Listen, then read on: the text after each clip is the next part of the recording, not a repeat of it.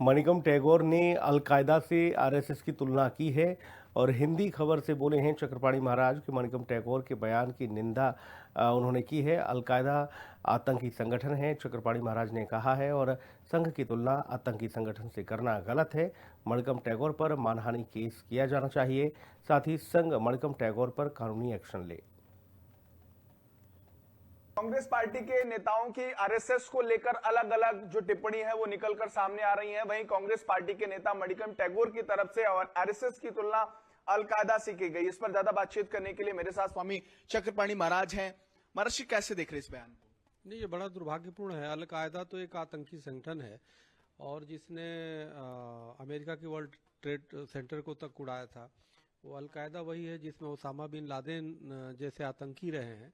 तो निश्चित रूप से उससे तुलना संघ की करना एक जो सामाजिक सांस्कृतिक संगठन है यह निंदनीय है। तो मुझे लगता है आरएसएस को उन पे कम से कम 1000 करोड़ का कम से कम मानहानि करना चाहिए और आपराधिक केस भी करना चाहिए, क्योंकि ऐसे लोग जो कुछ भी किसी से तुलना कर देते हैं, बोल देते हैं, तो ये ठीक बात नहीं है। और हमें लगता है ये उसी पार्टी के हैं जिस पार्टी के राहुल गांधी जी वीर सावरकर तक पे टिप्पणी करते रहते हैं, नकारात्मक टिप्पणी करते हैं, उनको अपमानित करते हैं।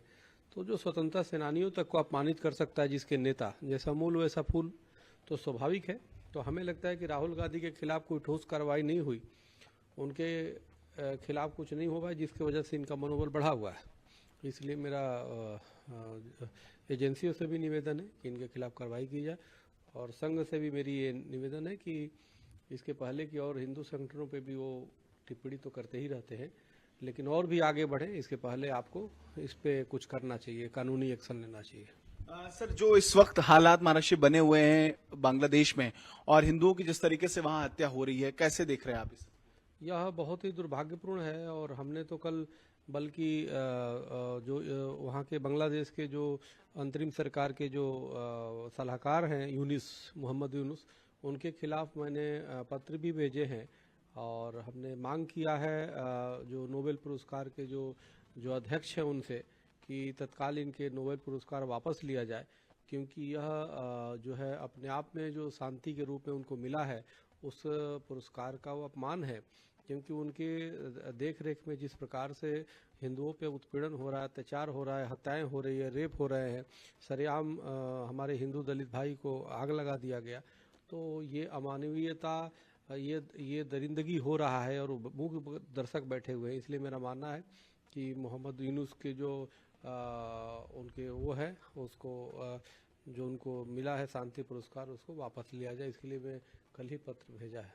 बहुत शुक्रिया हमसे बातचीत करने के लिए। निश्चित तौर पर जहां कांग्रेस पार्टी की तरफ से इस तरीके के जो बयान दिए जा रहे हैं उस पर राजनीति हावी है, लेकिन इस वक्त बांग्लादेश की स्थिति पर भी लगातार भारत सरकार चिंतन कर रही है। सहयोगी तिलक के साथ किशोर मिश्रा, हिंदी खबर, दिल्ली।